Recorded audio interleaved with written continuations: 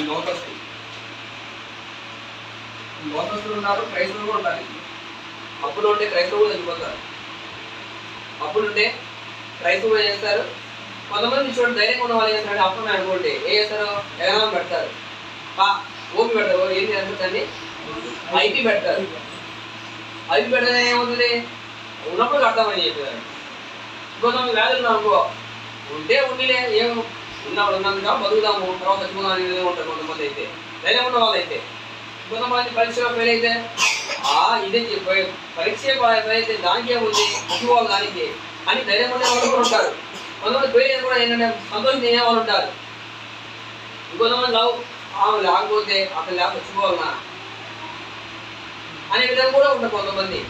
అయితే కొంతమంది ఏంటంటే ఇలాగా మరణాన్ని కోరుకునేటువంటి వారిగా వాళ్ళు ఉంటారు. ఎందుకంటే అప్పులు కావలేక, వ్యాధులు కావలేక, పరీక్షలు ఫెయిల్ అయిన సేమ్ అయింది బట్టి, డౌట్ ఫెయిల్ అయిందని బట్టి, ఇంకా చెప్పండి ఏం బట్టి చనిపోతారు. ఇంకా ఏమండి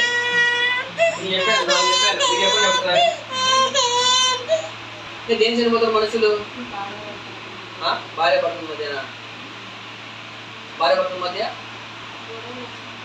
గొడవ వచ్చిందనుకో చచ్చిపోతారు. భార్య భర్తల మధ్య గొడవ వచ్చిందని చచ్చిపోతారు అనేటువంటిది ఇందులో ఇంకొకటి ఆలోచన చేస్తే భార్య భర్తలు అనేటువంటిది అది కూడా ఒక పాయింటే. భార్య భర్తలు ఇందులో కూడా ఏంటంటే చెప్పింది ఒకసారి అంటే ఆలోచన ఏంటంటే ఈ భార్య ఈ భర్త ఉంది కదా, భర్తను తెలియకుండా భార్య చేసిందంటే వేరే ఆయనతో అక్రమ సంబంధం పెట్టుకోండి. తెలియకుండా ఎవరికి తెలియకుండా చేస్తూ ఉంటే ఇది భర్త తెలుస్తుంది. తెలియగానే భర్త చేస్తుంటే వెళ్ళి వీళ్ళ అమ్మ నాన్న పిలవాలని పిలుస్తారన్నమాట. ఎవరిని? వీళ్ళ అమ్మ నాన్న. ఈలోపు వీళ్ళ అమ్మ నాన్న పిలుస్తున్న ఉద్దేశంతో ఏం చేస్తుందంటే వెళ్ళి ఆత్మ చేసుకుంటుంది. ఎందుకు? తెలిస్తే మా అమ్మను కట్టుకోలేని ఉద్దేశంతో. అంటే ఈ భర్త తెలుస్తుంది, ఈ భర్త చేస్తారంటే వాళ్ళ అమ్మను పిలిపించే విధంగా ఆలోచన చేస్తారు. చేయగానే ఈమె వాళ్ళకు భయపడి, ఎవరికి? అమ్మా నాన్నకు భయపడి ఈమె ఏం చేస్తుందంటే ఈమె ఆత్మహత్య చేసుకుంటుంది. ఇలా పురుషులు చేస్తుందని తెలియదు, ఎప్పుడు చూడలేదు. కానీ ఈ భార్య చేస్తుంది అయితే గమనించాం. ఎందుకంటే తెలిసిందనుకో అమ్మ నాన్న తెలిస్తే ఏం చేస్తారు వాళ్ళు? ఖచ్చితంగా అవమాన పాలు చేస్తారు. చెప్పాలంటే ఇది బయటపడుతుంది అని వెళ్ళి ఏంటంటే ఆత్మహత్య చేసుకోవడం ఎప్పుడు జరిగింది. ఇక్కడ భర్త కూడా చేసుకుని ఉండొచ్చు, ఒకవేళ చేసుకునే వాళ్ళు ఉంటారు మాకు తెలియదు. కానీ అంటే ఇప్పుడు చేసుకునే పద్ధతి ఉన్నాయి. అంటే క్రిమినల్ గురించి కొన్ని చూశారనుకోండి, అక్కడ తెలుస్తుంది అనమాట. పోలీస్ స్టేషన్ వెళ్తే తెలిసింది, పోలీస్ స్టేషన్కి వెళ్తే ఇది తెలిసింది అనమాట. ఇంకొంతమంది కూడా అంటే ఇది చావడం కానీ దీన్ని చంపుతారు వీళ్ళు. ఎట్లా? ఇదే భార్య భర్తలు ఉంటారు కదా, ఈ భార్య ఈ భర్త కాదు వేరే వాళ్ళతో అక్రమం పెట్టుకొని ఆయన కావాలని ఉద్దేశం నేను చంపుతుంది మా భార్య. ఇది కూడా జరిగింది. ఈ భార్య ఏం చేసిందంటే ఈ భార్య వేరే ఆయనతో ప్రియులతో అక్రమం పెట్టుకొని భర్త చేసింది, మధురు ఈయన అడ్డుకున్నాడు కాబట్టి లేపేసేసింది. ఎవరితో కలిసి? ప్రియులతో కలిసి. తర్వాత ఏమైంది? బయట పడింది ఎంత. అంటే ఇలా చంపే వాళ్ళు కూడా ఉంటారు. అయితే మొత్తానికి అయితే ఏంటంటే ఈ చావు గురించి మనం ఆలోచన చేస్తున్నాం. కోరుకునే వాళ్ళు, మరణం కోరుకునే వాళ్ళు వీళ్ళు. కానీ వీళ్ళు కోరుకునే మరణం వల్ల లాభం ఉందా? లాభం ఉందా? వీళ్ళు కోరుకోవడం వల్ల ఈ కోరుకునే మరణానికి లాభం ఉందా? ఏం లాభం లేదు. ఎక్కడికి వెళ్తే ఎవరు ఆత్మలు? ఆత్మహత్య చేసుకుంటే నరకానికి పోతాయి. ఆత్మహత్య చేసుకుంటే ఏమవుతుంది కదా? ఆత్మహత్య చేసుకుంటే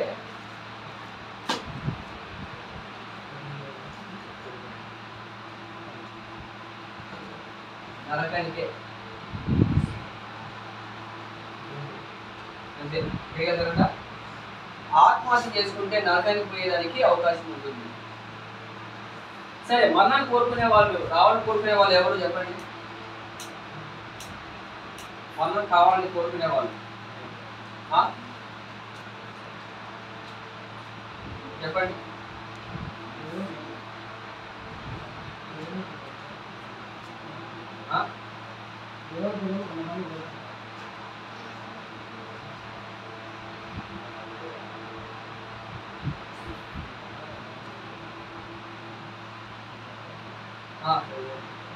మనం రావాలని కోరుకునే వారు ఎవరు? ఇది మనం చూసాం. ఎవరు కోరుకుంటారంటే భక్తి పరులు కోరుకుంటారు. ఎవరు కోరుకుంటారు? భక్తి పరులు ఎవరు కోరుకుంటారంట? మరణం రావాలని కోరుకునేది ఎవరంటే భక్తి పరులు. ఇందులో మీరు గమనించినప్పుడు ఫిలిప్పీ పత్రిక చెప్తుంటాడు. ఫిలిప్పీ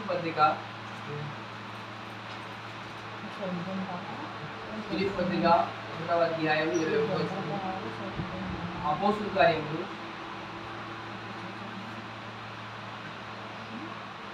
చదవండి ఒకసారి. ఫిలిప్పీ పత్రిక. నా మట్టుకైతే బ్రతుకుట క్రీస్తే, సావైతే నష్టము. అదేనా? లాభం. ఏమి లాభము? బ్రతుకుట క్రీస్తే, సావైతే లాభము. అపోస్తుల కార్యంలో ఒక మాట చెప్తాడు. ఈ మాట చెప్పాలంటే మనకు లేదండి అందుకుంటే ధైర్యం ఉందా? పైకి బాగానే మాట్లాడతారు కానీ ఏది చెప్పే పాత్ర కథ అంటూ ఉంటారు కానీ ఏం చేయలేదు వాళ్ళు. 2వ అధ్యాయము 13వ వచనం చదవండి ఒకసారి. పౌలు చెప్పినటువంటి మాట ఇది.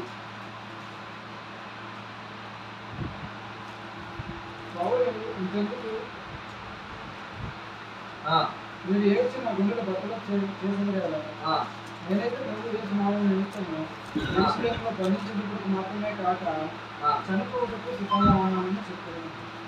ఎప్పుడైనా 2 కొరింథీ పత్రిక 5:8 కూడా ఉంటుంది అన్నమాట.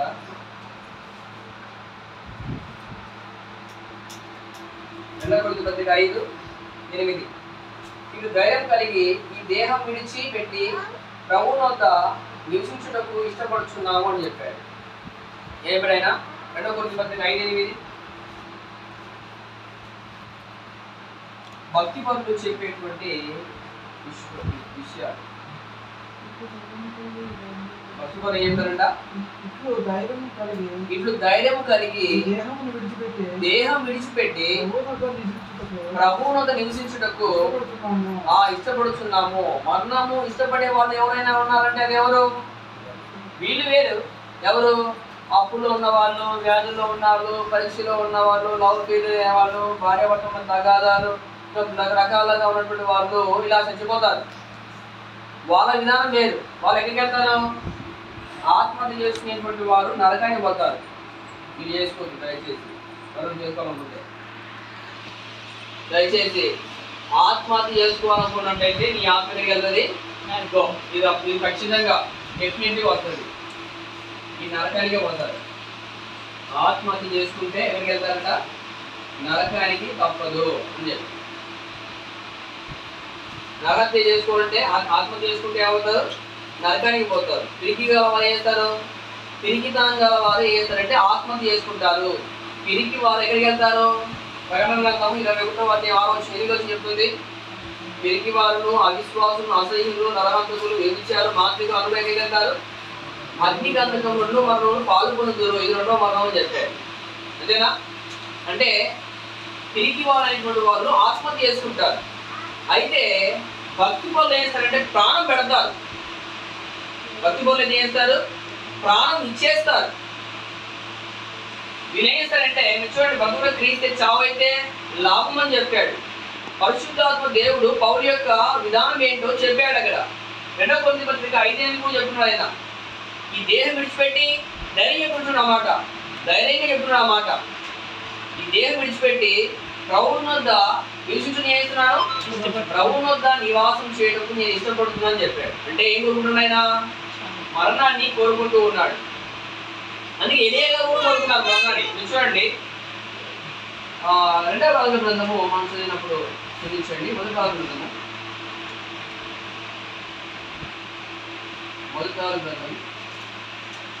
19వ అధ్యాయం 5వ వచనం చదవండి ఒకసారి.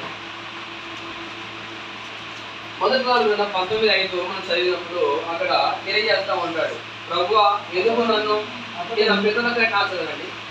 అతడు మరే విషయం కింద పరుండే ఎదుర్కొన్న ఉండగా ఒక దేవదూత వచ్చి అతను ముట్టి మీరు లేచి భోజనం చేయమని చెప్పాడు. అతను చూసినంతలో అతని దగ్గర ఇప్పుడు మీద కాపుతో నాకు నీళ్లు పుట్టి కనపడింది. కనుక అతను భోజనం చేసి తిరిగి కదిలింది. 4వ వచనం అండి, క్షమించండి, 5వ వచనం. కాబట్టి ఒక దిన ప్రయాణం అరణ్యంలోకి పోయి కింద కూర్చుండి మరణాపేక్ష గలవాడై యెహోవా ఏమన్నాడు? నా పితరుల కంటే నేను ఎక్కువైన వాడు కాను, ఇంత మటుకు చాలును, నా ప్రాణం తీసుకున్నామని ప్రార్థన చేసాను. అబ్బో, నేను ఏకంగా ప్రార్థన చేసి ఏమని తీసుకోయా? ఎందుకని? నేను ఇక్కడ భార్యతో పిల్లలతో ఇక్కడ ఉన్నటువంటి మనుషులతో అలాగే నేను పడుకు తట్టుకోలేకపోతున్నాను కాబట్టి నన్ను తీసేసుకోయా అని చెప్పాడు ఆయన. ఏం చెప్పాడు ఆయన? ఎందుకు చెప్పాడు ఆయన? చెప్పాలంటే నేను నా పిల్లల కంటే నేను గొప్పవాడిని కాదయ్యా, నేను ఒక్కడే ఉన్నాను ఇక్కడ నీ ప్రవక్తగా. నేను అనేక మంది 850 మంది చంపాను, నేను యజమాని చంపుతున్న ఉద్దేశం కాదు. అయితే నేను ఇంతవరకు చేశాను కదా, వీలైతే నా ప్రాణం ఏం చేయాలి? తీసేసుకొని ప్రార్థన చేశాడు ఆయన. మనమైతే పోయే ప్రాణాన్ని బ్రతికించేయాలని మనం ప్రార్థన చేస్తాం. పోయే ప్రాణం ఏం చేస్తాం? మనము ప్రాణం పోతుందంటే మనం ప్రాణం తీసేయద్దయ్యా, కాపాడయ్యా మనం ప్రార్థన చేస్తాం. మనం చేసిన ప్రార్థన అనేది ఎలా ఉంటుంది? నన్ను ఎప్పుడు తీసుకెళ్తావయ్యా అని ప్రార్థన చేస్తావా? ఎప్పుడైనా మీ ప్రార్థనలో నన్ను ఎప్పుడు తండ్రి ఈ భూమిని తీసివేసి నన్ను ఎప్పుడు నన్ను పరదేశం తీసుకెళ్తామనే విధంగా భక్తులతో మనం ఎప్పుడు చేస్తామని ప్రార్థన చేస్తాం. మనము ఏం చేస్తాం? మనము నా ప్రాణం ఆయుష్కాలం పెంచయ్యా, బుద్ధి పెంచయ్యా అని మనం ప్రార్థన చేస్తున్నాం. ఎందుకు ఆయుష్కాలం పెంచమని మనం ఎందుకు ప్రార్థన చేస్తున్నాం? ఎందుకండి? ఉద్యోగం చేసుకోవాలండి, ఇంకా డబ్బు సంపాదించాలండి, ఇంకా ఎంజాయ్ చేయాలండి, ఇంకా చెప్పాలంటే మనం ప్రార్థన అడిగేదంతా కూడా స్వార్థమే. మన దేవుని దగ్గర అడగాల్సిన వాటిని మనం అడగట్లేదు. అయ్యా నన్ను దేవుడు నీ చిత్తం అయితే నన్ను పరదేశంలో ఉంచయ్యా, ఈ దినమైనా సరే రేపైనా సరే ఎప్పుడైనా సరే నన్ను పంపించయ్యా అని అంటున్నాం మనము. ఇది మనం కోరుకోవట్లే. ఎందుకు? అంత ధైర్యం మనకు లేదు. మనకేం లేదు? అంత ధైర్యం మనకు లేదు. ఎందుకు లేదు మనకు ధైర్యము?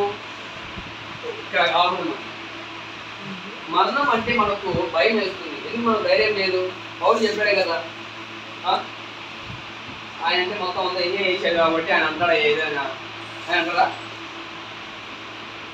ఆయన చెప్పగలిగింది మనం ఎందుకు చెప్పలేకపోతున్నాం? అలాగా ఆయన చెప్పగలిగేది కదా పౌలు కాదు, మనం ఎందుకు చెప్పలేకపోతున్నాం?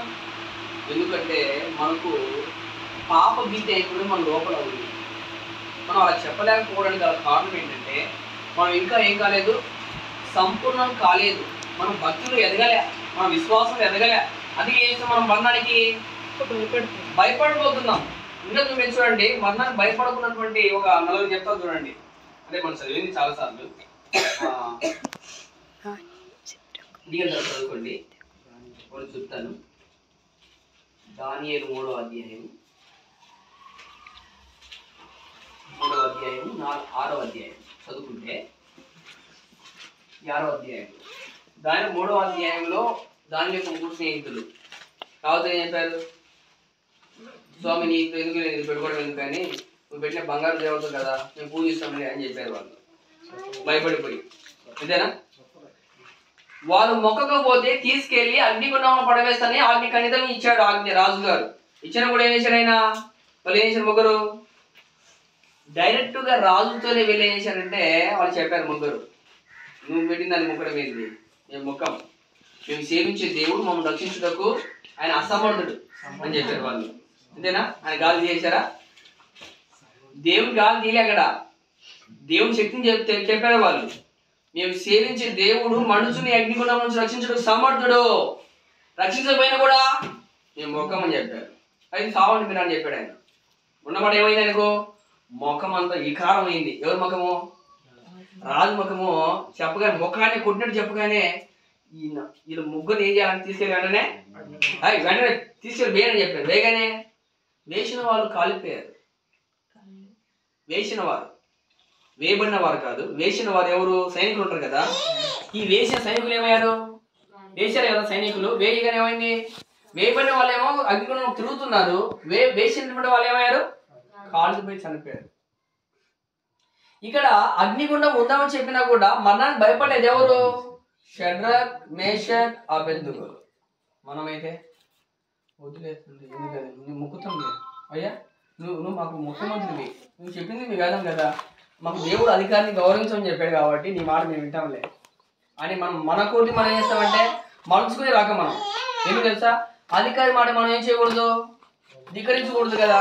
మీరు ఆలోచన చేస్తే మీరు ఒకసారి ఇక్కడ రోమపత్రిక చదవండి, ఒకసారి రోమపత్రిక 13వ అధ్యాయం 1-2 వచనాలు చదవండి ఒకసారి, ముగించేద్దాం. రోమపత్రిక 13వ అధ్యాయం 1-2 వచనాలు చదివితే మనం ఏం చెప్తుంది తెలుసా, మనకు అనుగుణంగా ప్రతి అధికారి దేవుని దగ్గర నుంచి వచ్చింది, దేవుని దగ్గర నుంచి. అప్పుడు ఏం చేయాలి దేవుడికి, అయ్యా అధికారికి మనం లోపడాలి కదా. రోమపత్రిక 13వ అధ్యాయం 1-2 వచనాలు, ప్రతి వాడు పై అధికారికి ఏం చేయాలంట, లోబడి ఉండవలసినదే, ఎలాగా దేవుని వలన కలిగినది తప్ప మరి ఏ అధికారం లేదు. అంటే అధికారం ఉన్న అధికారము దేవుని వలన కలిగింది. అంటే ఉన్న అధికారం ఎవరి ద్వారా వచ్చింది, నువ్వు రాజు చెప్పాడు. ఎవరు రాజు, షడ్రక బబులోను రాజు నెబుకద్నెజరు రాజు చెప్పింది ఏంటంటే, ఆ షడ్రకు మేషకు అబేద్నెగోకు చెప్పింది ఏంటంటే మీరు బంగారు ప్రతిమకు నమస్కారం చేయమని చెప్పాడు. అధికారే రాజే, కానీ ఆయనకంటే గొప్ప రాజు ఎవరు, దేవుడు. ఇప్పుడు వాళ్ళు రాజు కదా, రాజు మేము గౌరవించాలి కదా, ఆయన మాట వినాలి కదా. అంటే ఎక్కడ వినాలి, వాళ్ళు పూజించే విషయంలో, దేవుని విరోధం చేసే విషయంలో వాళ్ళు వినకూడదు. అందుకే వాళ్ళు వెళ్ళేది. మనమైతే మనకు అధికారం మనం గౌరవించాలా, కనుక ఏం చేయాలా అని చెప్పి చేయాలి కదా అని మనుషులే రకాల. మనం అయితే వాళ్ళైతే వాళ్ళు మనుషులే రకం కాదు. వాళ్ళు ఎలాంటి వాళ్ళలో షడ్రకు మేషకు అబేద్నెగో అయితే ముగ్గురైతే అలా మనుచుకోకుండా రాజుతో ఉన్న విషయాన్ని చెప్పేసారు వాళ్ళు. మేము మా దేవుడికే మొక్కుతాము, అగ్నిగుండం ఉన్నాయంటే ఉండని, భయం ఏంటి అంతే. వాళ్ళు చెప్పినప్పుడు మాట అది. మనమైతే సెలవులు అడగాలంటేనే అబద్ధం అంటున్నాం. సెలవులు అడగాలంటే, సెలవులు చెప్పాలంటే అబద్ధం ఆడతాం, భయపడతాం. ఏదైనా లీవ్ తీసుకోవాలంటే, ఏదైనా ఉన్న విషయాన్ని చెప్పాలన్నా కూడా భయపడతాం. ఎందుకంటే మనకు దేవుడు అంటే భయం లేదు. మరణం అంటే భయం ఉంది కానీ దేవుడు అంటే భయం లేదు. దేవుడు అంటే భక్తి మనకు లేదు. కాబట్టి ఏం చేస్తున్నాం, మనము అబద్ధాలు ఆడుతున్నాం. అక్కడ షడ్రకు మేషకు అబేద్నెగోలు ప్రాణం తీసేస్తున్నా కూడా, అగ్నిగుణం వేస్తా అని చెప్పిన కూడా వాళ్ళు మరణానికి భయపడలేదు. వాళ్ళు చెప్పిన మాట ఏంటంటే మా దేవునికే మేము నమస్కారం చేస్తాం, మా దేవుని మేము పూజిస్తామని చెప్పారు. కనుక ఇక్కడ మనం గమనించిన రెండు విషయాలు ఏంటంటే, మరణము భయపడే దేవుడు అంటే ఎవరు భయపడుతుంది, మరణము భయం పుట్టిస్తూ ఉన్నది. ఎవరిని అంటే ఇక్కడ ఎంతమందికి మరణం అంటే భయం లేదు. ఒకసారి మరణం అంటే నాకు భయం లేదు, ఎదురుగా వెళ్తున్నాను మరణానికి అనేవాళ్ళు ఎంతమంది. మీరు చూడండి, మన ప్రభు యేసు కూడా మరణానికి ఎదురుగా వెళ్ళాడు. అయితే ఒకసారి భయపడ్డాడు, కొద్దిగానే, ఎక్కువ భయపడలేదు. ఆ పర్సెంట్ చూస్తే ఎక్కువ భయపడలేదు, యేసు కొద్దిగానే భయపడ్డాడు. దేవుడు ఎప్పుడైతే బలపరిచాడో, బలపరచగానే ఏమైనా యేసు ప్రభు తన చిత్తమే సిద్ధించును కాక అని చెప్పాడు. అంటే దేవుడి నుంచి బలపరిచాడు. లూకాసు వార్తలో వెళ్ళినప్పుడు ఆయన 3 సార్లు ప్రార్థన చేశాడు, ఈ మరణం నుంచి తప్పించని ప్రార్థన చేశాడు. ఆయన 3 సార్లు అయితే ఆ మాట చేశాడు. కానీ నీ చిత్తమే, తన చిత్తం ఏంటి, ఖచ్చితంగా యేసు ప్రభు శిలువలో మరణించాలి, అది తన చిత్తం. ఈయన ఏం చేశాడు, ప్రార్థన తప్పించు, నీ చిత్తమైతే, తండ్రి నీ చిత్తమైతే ఈయనేం చేయాలి, తొలగించుని ప్రార్థన చేస్తున్నాడు 3 సార్లు. కానీ మళ్ళీ ఏం చేశాడు ఆయన, మనం మనసు మార్చుకొని నీ చిత్తమే అని చెప్పాడు. యేసు ప్రభువుకు ఉన్నటువంటి దెబ్బలు చూడండి, మరణానికి అంటే ఈ ప్రపంచంలో యేసు ప్రభువు పొందిన మరణం కంటే ఈ ప్రపంచం ఎవరు పొందలేదు. అంత మరణం యేసు ప్రభువు పొందినటువంటి మరణం ఈ ప్రపంచంలో ఎవరు పొందలేదు. అన్యాయంగా, న్యాయం కాదు, అన్యాయంగా ఆయన ఏం పొందాడు, మరణం పొందాడు. చెప్పాలంటే యేసు ప్రభువు కొట్టినటువంటి దెబ్బలు కానీ మన మీద పడితే ఎలా ఉంటుంది తెలుసా, నిజంగా అనుకోలేదు. మనమైతే మన మీద పడాలి ఒకసారి ఏదన్నా దెబ్బ పడితే అప్పుడు అబ్బా అంటారు అంతే. ఇదేనా చంప చెల్లని పవర్ కొట్టి ఎలా ఉంటుంది, బాగా కోపంలో చంప పట్టని కొట్టారు అనుకోండి, వెంటనే అమ్మా అంటారా, అబ్బా ఉందండి అంటారా. నిజంగా అలాంటి ఏళ్ళు మనం పడాలా నైనా. ఇంకా చూడు మన కథ ఎలా ఉంటుంది తెలుసా, మళ్ళీ బాధ ఉంటుంది.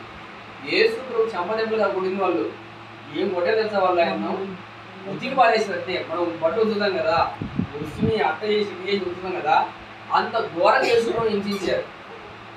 కానీ మనానికి ఏం చేయలేదు, అయినా భయపడలేదు. అన్ని చేసినా కూడా, హింసించినా కూడా, శిలువలో మేకులతో కొట్టినా కూడా మరణానికి ఏం చేయలేదు యేసు ప్రభు, భయపడలేదు. ఎందుకంటే ఎందుకు ఆయన భయపడలేదు? ఎందుకు భయపడలేదు తెలుసా చెప్పండి? యేసు ప్రభు మరణానికి ఎందుకు భయపడలేదు?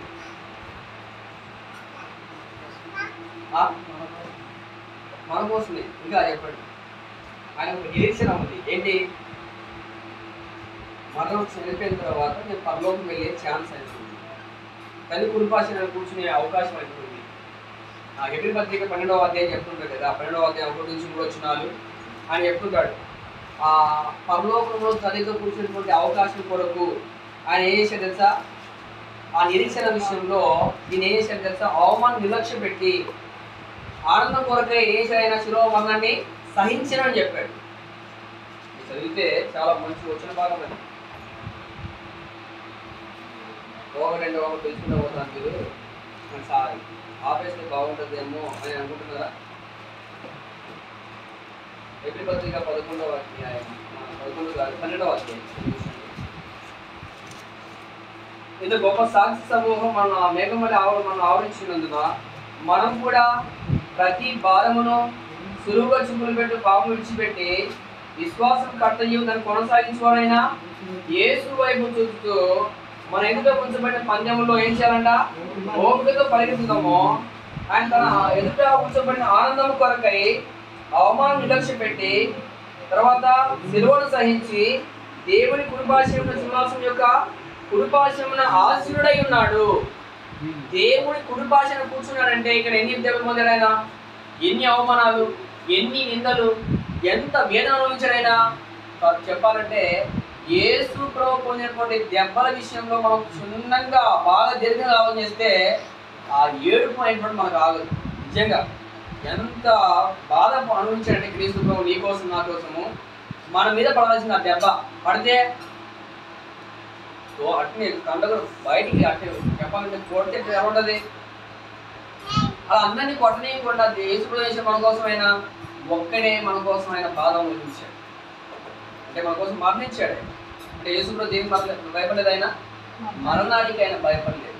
మరణం చేశాడు, మరణం యొక్క కోరలు చేశాడు, విరిచాడు. ఓ మరణం నీ విజయం ఎక్కడ అని చెప్పాడు. అంటే మరణం చేశాడు, ఓడించాడు. ఈ ప్రపంచంలో మరణాన్ని ఓడించిన వారు ఎవరైనా ఉన్నారంటే అది ఎవరు? ప్రభువైన యేసు. మరణాన్ని జయించిన వాడు ఎవరైనా ఉన్నారంటే అది క్రీస్తు ప్రభువే. అది కొద్ది పత్రిక 15వ అధ్యాయం చెప్తూ ఉంటాడు. మీరంతా చదవండి దిగిన తర్వాత అది చెప్తాడు. ఓ మరణమా నీ మరణము నీ విజయం ఎక్కడ? ఈ మరణములు ఎక్కడ? తర్వాత ఏమని చెప్తారు తెలుసా? మరణములు ఏం చేయబడింది?